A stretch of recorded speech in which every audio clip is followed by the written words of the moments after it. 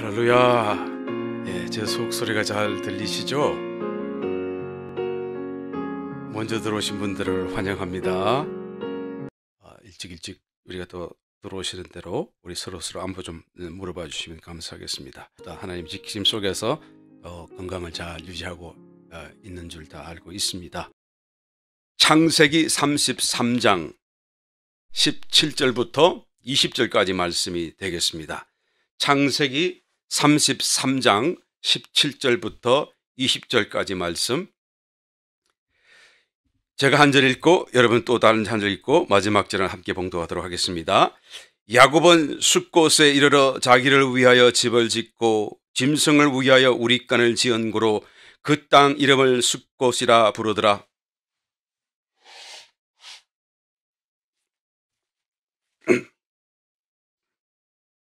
그 장막 친 밭을 세겜의 아비 하몰의 아들들의 손에서 은 100개로 사고 거기 단을 쌓고 그 이름을 엘로헤 이스라엘이라 하였더라.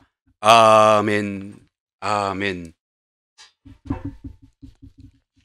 우리 지난 시간 야곱이 정말 자기 평생에 가장 깊은 두려움이었던 형 에서와의 그는 정말 두려움의 상봉 사건이 있었죠. 근데 하나님의 도우심으로 극적인 화해를 이루고 이제는 참 평안한 중에 서로 각자의 길로 나누어졌습니다.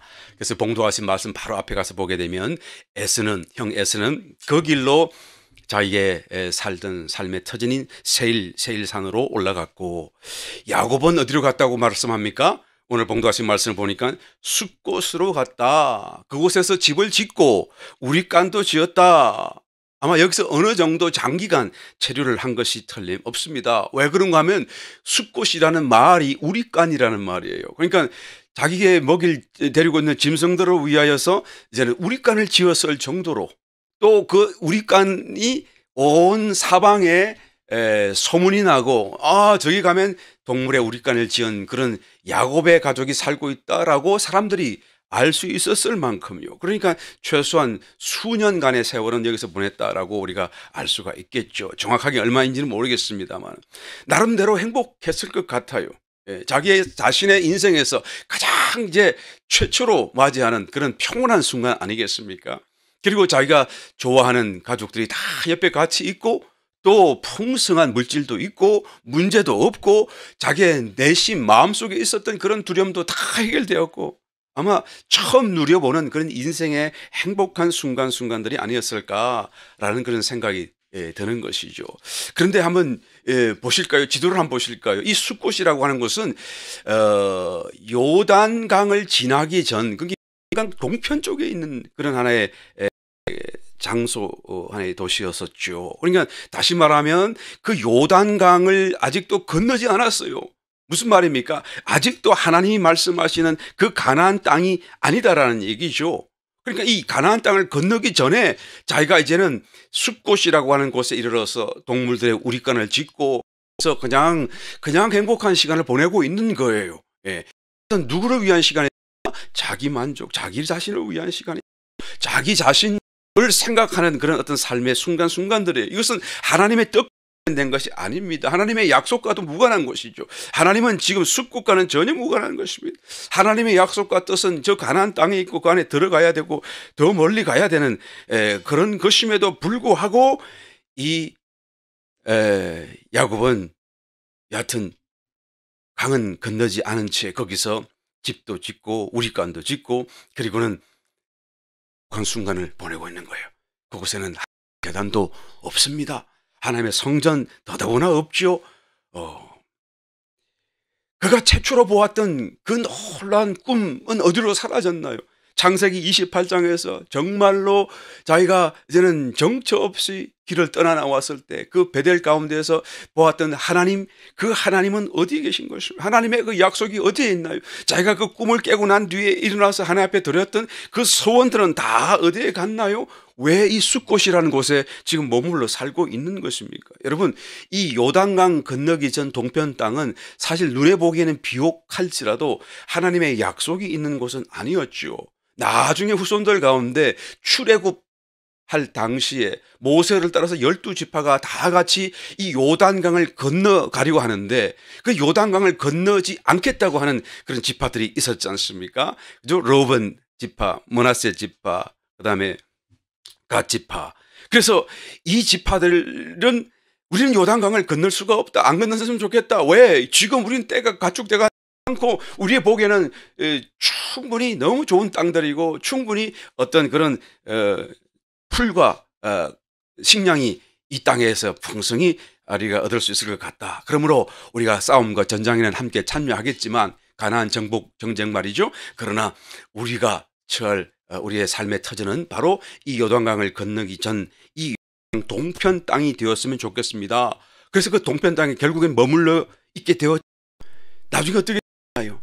이스라엘이 점점 나중에 여러 세월을 지난 뒤에 이스라엘이 멸망당할 때, 그죠?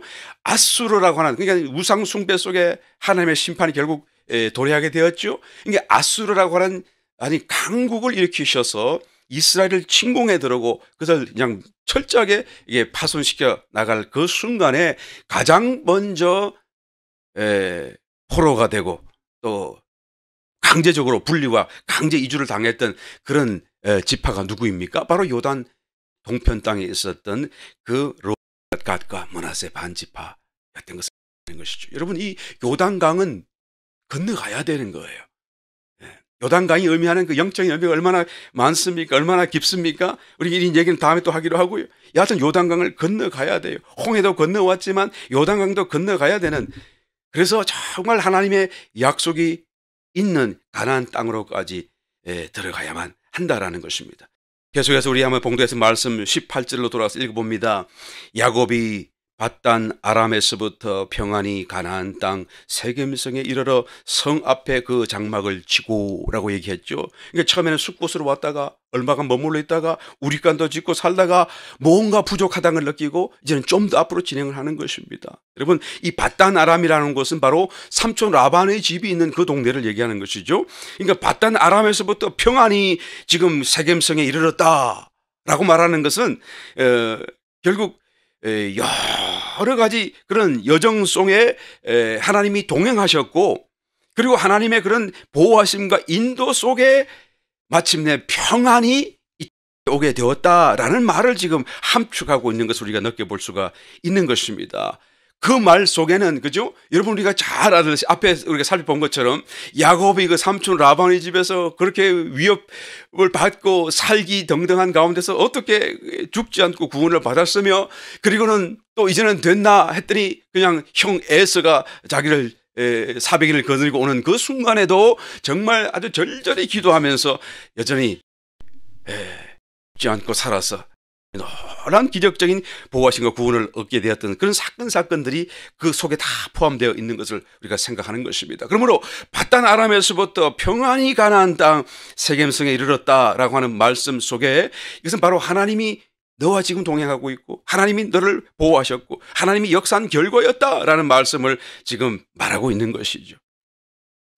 그런데 이 야곱은 그런 많은 것을 경험했음에도 불구하고 이제는 하나님의 마음과 하나님의 뜻을 따라 하나님이 원하시는 그 길로 단번에 달려가지 않고 숫골에서 머무르고 또 숫골에서 머물러다가 뭔가 부족한 것을 느끼고, 그렇지 않겠어요? 거기는 제단도 없습니다.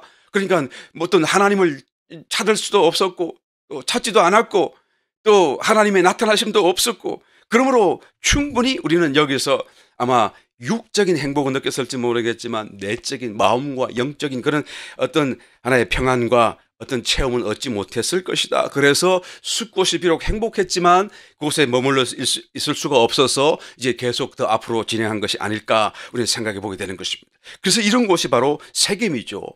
그 다음 지도에 나오죠. 지금 세겜이 바로 요단강을 건너서 바로 저곳까지 오게 되었던 것을 보게 되는 것입니다. 이 세겜에 와서서는 이제 우리 본문 말씀에 보니까 제단도 쌓았어요. 하나님 이름을 불렀어요. 하나님의 제사도 드렸습니다. 그럼에도 불구하고 이 야곱은 여전히 천연적이고 여전히 육적이고 여전히 하나님의 그런 어떤 사람과 성품으로서의 변화된 모습을 찾아볼 수는 없습니다. 예, 왜 그런가요? 그 세겜 땅에 왔었어도 그 세겜 땅에 자기가 친 장막을 친 그 밭과 땅을 이런 세겜성 아들들에게 돈을 주고 샀다라는 이 말씀 속에 우리는 금방 눈치챌 수가 있는 것이죠. 예, 왜 땅을 사야 했죠? 왜 땅을 돈 주고 삽니까? 오래오래 살고 싶다 그 말이겠지요. 하나님은 여기서 머물러 있는 것을 원치 않지요. 하나님의 뜻은 어디에 있습니까? 베델에 있는 거 아니겠어요? 예. 이 돈을 주고 샀다는 것은 벌써 하나님의 소원이나 하나님의 계획이나 또 자기가 하나님 앞에 드렸던 그 소원을 지키겠다고 하는 그런 어떤 언약과 어떤 그런 신앙적인 행위와 계획과는 전혀 다른 거예요. 그러니까 여기서 볼 때 말이죠. 전혀 야곱이 어떤 성품적인 아주 그냥 권한적인 변화를 보여주지 못하고 있는 것을 우리가 알 수가 있는 것이죠. 얼마 전에 바로 야복강 나루터에서 환도뼈가 쳐서 그냥 위골도 당하고 그리고는 쩔뚝이면서 가는 그 길에 해가 높이 떠올라서 이런 모든 것을 다 밝히 알게 되었다라고 성경이 말해주고 있음에도 불구하고 하나님이 무엇을 원하시고 하나님이 무엇을 원치 않는지 무엇이 정말 가야 하는 길이고 무엇이 하지 말아야 할 길인 거 자기가 잘 알고 있음에도 불구하고 그렇게 살지 못하고 있는 그런 하나님의 모습을 여기서 보게 되는 것입니다. 만약에 저와 여러분이 하나님이라고 한다면 이거 어떻게 해야 되죠? 이런 야곱을 두고 어떻게 해야 되겠죠? 여러분 세겜이 비록 가나안 땅이긴 하지만 그러나 본래 가야 할 목적지는 아니고 또 정말로 하나님이 원하시는 그런 하나의 최종적인 목적지도 아닌 것을 알 수가 있습니다. 우리 지도에 보게 되면 바로 세겜 밑에 베델이 있죠?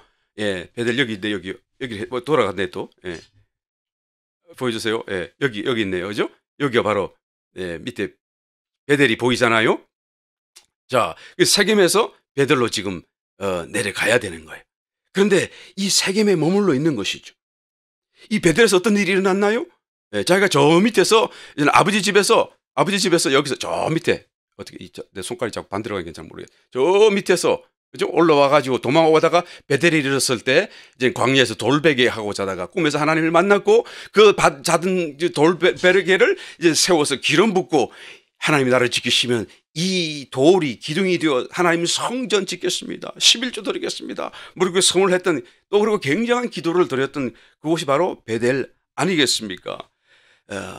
또 하나님이 베델에서 나타나셨다라는 것은 또 뭔가 우리가 알지 못하는 굉장한 어떤 그런 의미와 또한 뜻이 그곳에 담겨져 있다라는 것을 우리가 알 수가 있는 것이죠. 이제 모든 문제가 다 해결되어졌고 마음속에 그렇게 깊이 차지하고 있던 그런 형 에서에 대한 두려움도 완전히 해결되어졌고 이제는 행복한 가정만 남고 정말 아무것도 아닌 그런 정말 행복한 순간을 살아가는 그런 시기를 맞이하게 된 거 아니겠습니까? 그럴 때 지금 이 야곱이 해야 될 일이 있다고 한다면 하나님과 했던 그 약속을 기억하고 빨리 서둘러 그 베델로 가야 되지 않겠어요? 그리고 정말로 그 도를 세워 성전도 세워야 하지 않겠어요? 그리고 하나님 앞에 정말 감사를 드려야 되는 그런 어떤 아주 격정적인 그런 아주 제사와 예배를 올려드려야 하지 않겠습니까? 그런데 야곱은 그러질 않아요. 세겜에서 땅도 사고 떠날 생각도 없어요. 야곱은 정말로 그 약속을 잊어버린 것일까요? 그렇다고 한다면 왜 굳이 지금 이 세겜에까지 오게 된 것입니까? 왜 세겜 전에 또한 숫곳에까지 오게 된 것입니까? 왜 이 가나안 땅으로 일부러 오게 된 것일까요? 정말로 행복한 지상의 삶만을 생각하고 하나님에 대한 약속과 베델의 성원과 모든 걸 다 잊어버렸다고 한다면 여러분 숫곳에 왔을 때 그냥 숫곳에서 살았었으면 되지 않았겠었어요? 또 살다가 혹시 하나님이 생각나거든 뭐 세겜에서 제단을 쌓았듯이 숫곳에서 제단을 쌓고 하나님 불렀으면 되지 않겠어요? 그런데 숫곳에서도 왔고 또 요단강을 건넜고 또 세겜에까지 오게 되었다라는 것은 무언가 지금 잊어버리지 않았다. 하나님에 대한 그 약속을 잊어버리지 않았다. 하나님을 여전히 기억하고 있다. 라고 우리가 조금이라도 앞으로 간다는 것을 볼 때에 이 야곱의 마음을 우리는 이해할 수가 있는 것이죠. 그런데 문제는 아주 절대적으로 어떤 절박함과 어떤 간절함, 어떤 그런 필요성을 절실히 느끼지 못하고 있는 그런 느낌을 받을 수밖에 없어요. 그러니까 느릿하고 가고 해서 가고 있는 건 아니겠습니까? 숫곳도 세겜도 여러분 하나님의 뜻이 있는 곳이 아닙니다. 하나님의 뜻은 베델에 있어요. 베델에서 하나님은 기다리시기를 원하는 것입니다.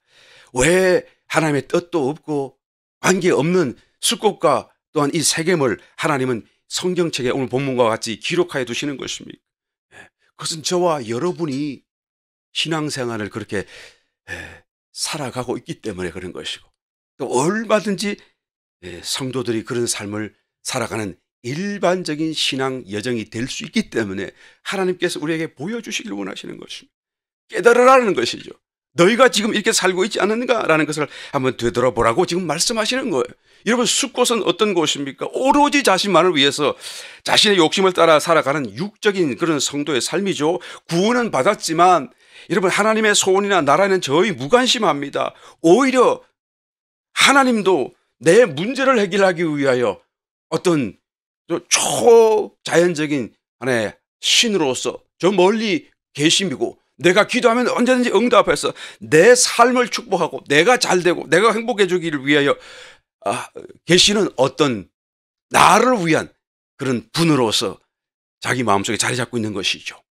그러니까 내가 주인이고 하나님이 나의 종과 같은 그런 신앙적인 삶을 살고 있는 사람은 바로 숫곳과 같다라고 말할 수가 있는 것입니다. 세겜은 거기서 한 걸음 더 나아가죠. 제단을 쌓습니다. 다시 말하면 하나님 앞에 규칙적으로 기도도 하고 하나님 앞에 규칙적으로 예배도 보고 또 신앙생활도 하고 교회 생활도 하고 나름대로 종교적인 어떤 그런 모양과 형태를 갖추어 정말 반듯반듯한 모습으로 살아가는 것 같습니다. 그런데 사실은 조금 더 깊이 그 내 막을 들여다보게 되면 그와 같이 기도하는 것도 나를 위하여 기도하고 내 마음의 평안을 위하여 기도하고 내가 기도하지 않으니까 마음이 불안해서 기도하고 전부 다 사실 내 자신을, 나의 행복, 나의 마음, 나의 평안을 위하여 이런 종교적인 신앙 생활을 하고 있는 것이 바로 세겜의 형편이다라고 말할 수가 있는 것이죠. 여러분, 경건의 모양만 있는 그런 성도의 삶을 바로 세겜이 말하는 것입니다. 숫곳보다 한 걸음 더 앞서 있을지는 모르겠지만 이 두 가지의 경우는 동일하게 자기 자신의 삶을 관심한다는 사실에 여러분 공통분모가 있는 것입니다. 하나님의 뜻과 하나님의 소원을 주목하지 않는다라는 것은 여러분 이 두 가지가 동일하게 또한 보여주고 있는 것이죠. 만약 이런 경우라고 한다면, 이런 형편의 어떤 신앙적인 삶이라고 한다면 그것은 하나님과 별반 관계가 없는 그런 삶을 살아간다라고 했어요. 성령이 안 계셔도 나는 얼마든지 내가 하던 신앙생활을 살아갈 수가 있고, 하나님이 직접 나를 돕지 않으신다고 할지라도 나는 신앙적인 형태와 삶을 영위해 갈 수 있는 그런 삶의 모습이다라는 거예요. 그래서 깊이 있게 들어봐야 되는 것입니다. 마태복음 13장에 보니까 예수님께서 씨 뿌리는 자의 비유를 말씀하시는데요.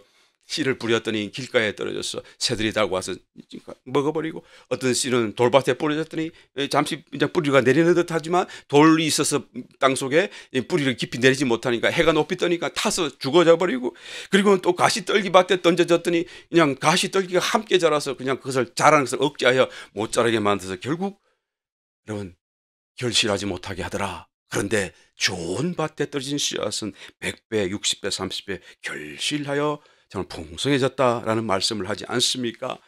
여러분, 우리는 이 길가밭이 가장 못한 밭이고, 그 다음에 돌밭은 좀 나았고, 그 다음에 돌밭보다는 가시떨기밭이 훨씬 낫다라고 우리는 생각하지 않습니까? 그러나 주님은 그런 말씀을 의도로 하신 말씀이 아니에요.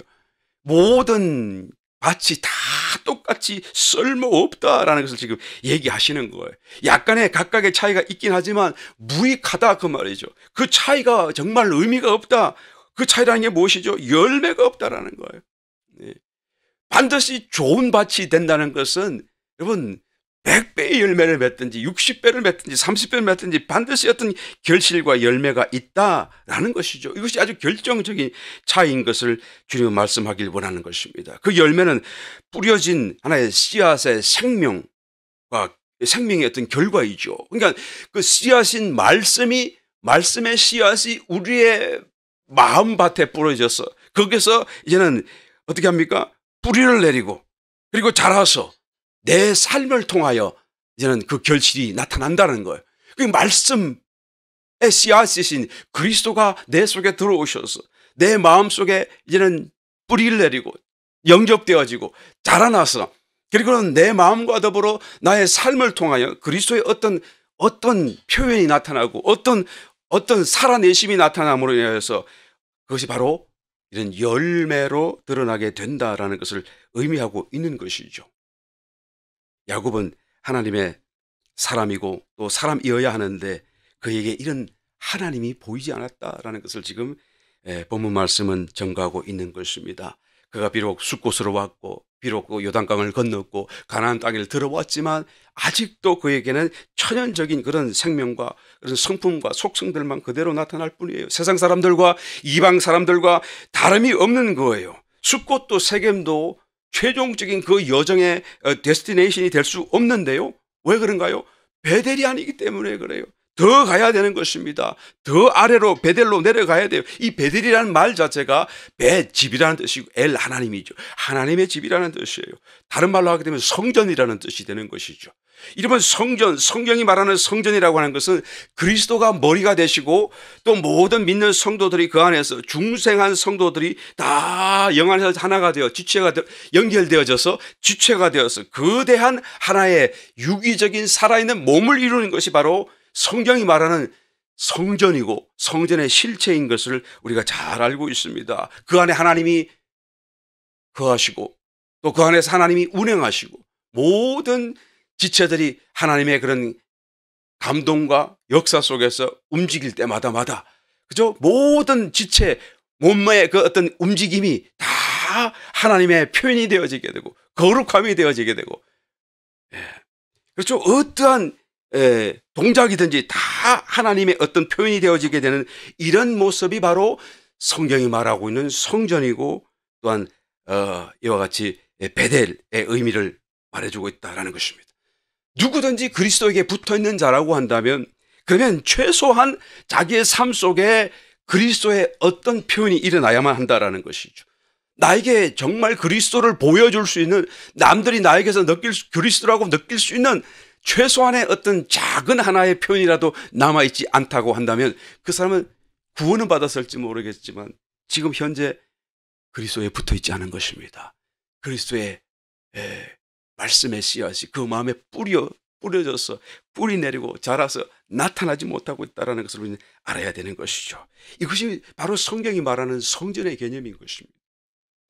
우리가 이루어야 될 하나님의 그런 구원의 길을 또한 말씀해 주고 있는 것이죠. 그러니까 반드시 베델까지 가야 돼요. 그러니까 반드시 베델까지 가야 될 이유가 여기에 있는 것입니다. 숫곳도 아니요. 요단강 건너는 것만으로 충분하지 않습니다.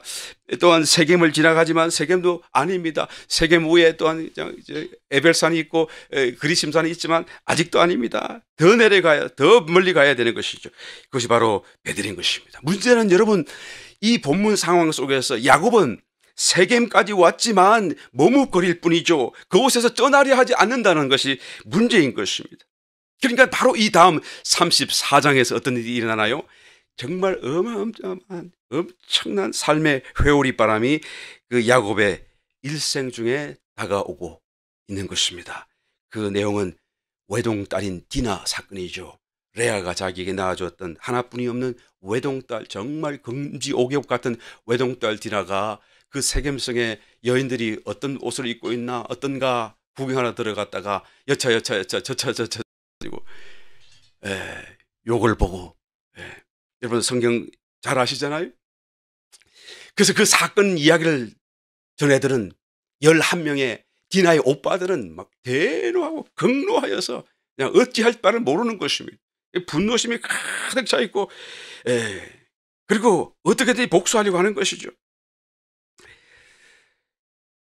그래서 또 여차 해서 그냥 그 세겜성에 있는 그죠? 그 아비 하물도 죽이고 세겜성 그 추장도 죽이고 장모님도 죽이고 그 세겜성 내에 있는 모든 남자들을 다 모조리 살려갑니다. 여자와 아이들은 다 사로잡아서 그냥 종살이 끌어오고 그리고 집 속에 있는 물건은 다 노략질하고 가축들 다 잡아서 빼앗아 오고 그 사건이 바로 창세기 우리 본문 말씀 오늘 봉독하신 말씀 다음에 있을 34장에 일어나는 거예요. 왜 이 일이 일어나는 것입니까? 왜 이 일이 지금 이렇게 행복한 가정에 갑자기 큰 부끄럼 다가오는 것이죠. 여러분 야곱이 자기 갈 길을 가야 될 마땅한 길을 안 가고 있기 때문에 그런 거예요. 이 실제 사건 그 현장은 우리가 상상하는 것보다 훨씬 더 처참하고 참혹했음에 틀림없습니다. 왜 그런가 하면 이 야곱이 자기가 죽는 그 마지막 순간에, 그죠? 자기 12아들을 다 불러모았고 축복하지 않습니까? 유언적으로 축복하지 않아요? 그런데 이 일의 주동자였던 12아들 가운데 주동자였던 시므온과 레위는 축복해 주지 않아요. 저주를 합니다. 한번 찾아봅니다. 창세기 49장 5절로 7절 말씀해 보게 되면 이제는 시므온과 레위에 대해서 어떻게 마지막 그 유언적인 말로 저주를 하는지 한번 보겠습니다. 시므온과 레위는 형제요, 그들의 칼은 잔인한 기계로다. 기계예요. 그들의 그냥 칼은 그냥 감정도 없고 슬픔과 후회함이 없이 그냥 사람을 보이는 대로 죽여버리는, 그냥 자동적으로 죽이는 그런 기계다. 이 얼마나 심각한 말입니까? 그죠? 이 지금 아버지 야곱이 보았을 때 느낌이 그랬다 그 말이죠. 예. 지금 이 얘기를 할 때는 적어도 그 실제 사건이 일어난 뒤로 최소한 50년, 60년 이상 지났던 때예요. 그 마음속에 얼마나 그들을 생생하게 간직하고 있는지 죽는 그 순간에도 잊지 못하고 이 일을 그대로 다시 내뱉고 오히려 축복하지 않고 저주를 하는 것을 보게 되는 것입니다. 6절 말씀, 내 호나 그들의 모의에 상관하지 말지어다. 시몬과 레위죠. 내 영광아 그들의 집회에 참여하지 말지어다. 그들이 그 분노대로 사람을 죽이고 그 혈기대로 소의 발목 힘줄을 끊었다.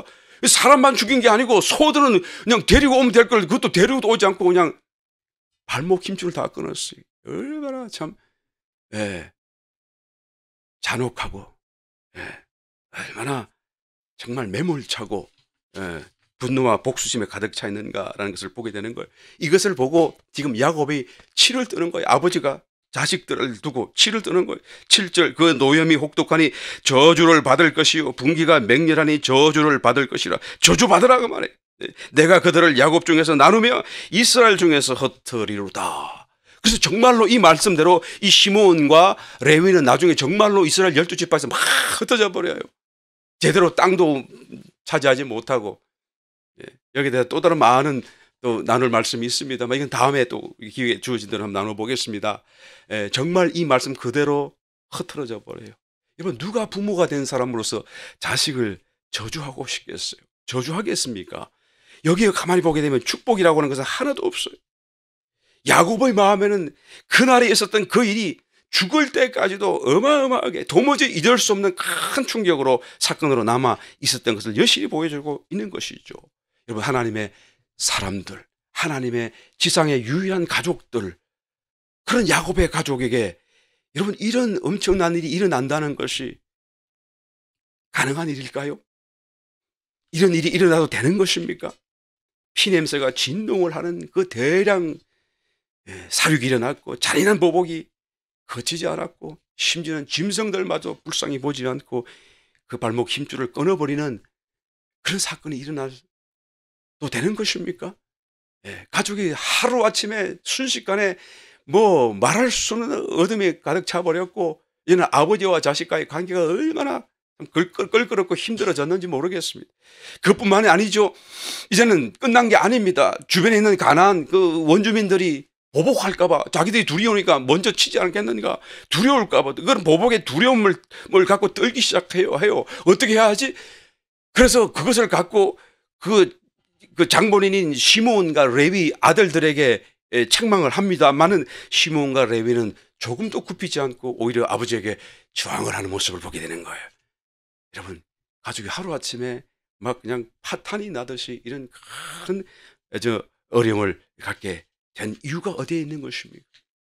정말 이 사건 하나로 인하여서 야곱은 그 존재 깊은 곳에 정말 깊이 만져졌고 막 사정없이 흔들어지게 된 그런 충격을 받았음에 틀림없습니다. 그래서 이 일로 인하여서 그가 정말로 존재적으로 변화되기를 시작한 그런 결정적인 동기가 되었다라는 것을 성경을 통해서 보게 되는 것입니다. 그가 실제적인 잘못은 아들 시므온과 레위가 시작했습니다만은 사실은 이 일의 근원적인 원인은 야곱에게 있어요. 왜 그런가요? 야곱이 지금 가야 될 그 길을 가지 않았기 때문에 그런 것입니다. 만약에 그가 세겜에서 머뭇거리지 아니하고 베델로 곧장 내려갔다고 한다면 이 일을 당했겠습니까? 하나님이 가만히 두셨겠습니까? 설령 이 일을 일어난다고 할지라도 하나님이 천사 보내셔서 보호하셨을 것이 아니겠습니까? 여러분, 요나가 풍랑을 만났어요. 왜 풍랑을 만났나요? 그가 탄 배가 왜 같이 그런 죽음, 사망의 위협을 당하게 되었나요? 요나가 하나님의 말씀을 배반하고 반대길로 내려가니까요.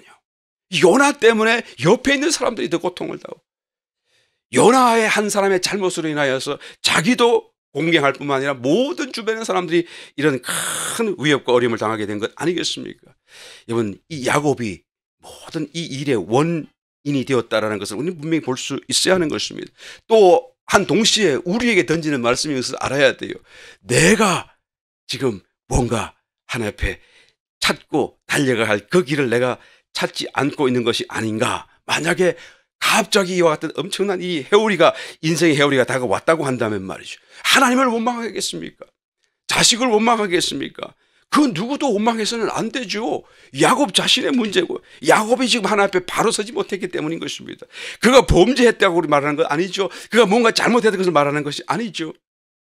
하나님의 사람으로서 가야 될 마땅한 그 길을 가지 않았기 때문에 그런 것입니다. 그러면 이제는 어떻게 해야 되는 것입니까? 바로 창세기 35장 1절에서 하나님이 이렇게 말씀합니다. 하나님이 야곱에게 이르시되 일어나 베델로 올라가서 거기 거하며 내가 내 형 에서의 낯을 피하여 도망하던 때에 내게 나타났던 하나님께 거기서 단을 쌓으라 하신지라. 야곱이 이에 자기 집 사람과 자기와 함께한 모든 자에게 이르되 너희 중에 이방 신상을 버리고 자신을 정결케 하고 의복을 바꾸라. 우리가 일어나여 베델로 올라가자. 나의 환난 날에 내게 응답하시며 나의 가는 길에서 나와 함께 하신 하나님께 내가 거기서 단을 쌓으리 하노라 하며 그들이 자기 손에 있는 모든 이방 신상과 자기 귀에 있는 고리를 야곱에게 주는지라. 야곱이 그것들을 세겜 근처 상수리 나무 아래 묻고 그들이 발행하였으나 하나님이 그 사면 고을들로 크게 두려워하게 하신 거로 야곱의 아들들을 추격하는 자가 없었더라. 베델로 올라가야 되는 것이죠. 여러분, 베델은 아까 우리 지도에서 보신 것처럼 말이죠, 사실은 세겜보다, 숫곳보다 남쪽에 있지 않아요? 그런데 하나님이 뭐라고 말씀합니까? 베델로 올라가라 라고. 왜 올라가라 그러죠? 여러분, 이게 굉장히 영적인 의미를 함축하고 있는 것이죠. 영적으로 매우 정확한 표현인 것입니다. 영적으로 우리가 지금 올라가야 돼요. 업그레이드 돼야 되는 것입니다. 정말로 이 베델의 의미가 무엇인지를 우리가 깨닫고요, 우리의 지금 신앙의 현 주소에서 한 걸음 더 업그레이드 돼야 돼요. 올라가야 돼요. 그 하나님의 집이란 그 의미가 무엇이고, 내 몸이 하나님의 성전 되었다는 이 말의 의미가 무엇이고, 또 내 마음이 또 하나님을 영접해야 된다는 이 말이 무엇인지를 우리가 더 깊이 깨달아서 한 걸음 더 업그레이드 돼야 돼요. 그 길을 가야 되는 것입니다. 신약 성도라고 한다면 이런 마땅히 빌 바를 알아야 되고, 그 마땅히 빌 바를 또한 빌어야 되는 거예요. 성령, 우리가 마땅히 빌 바를 알지 못하는 거로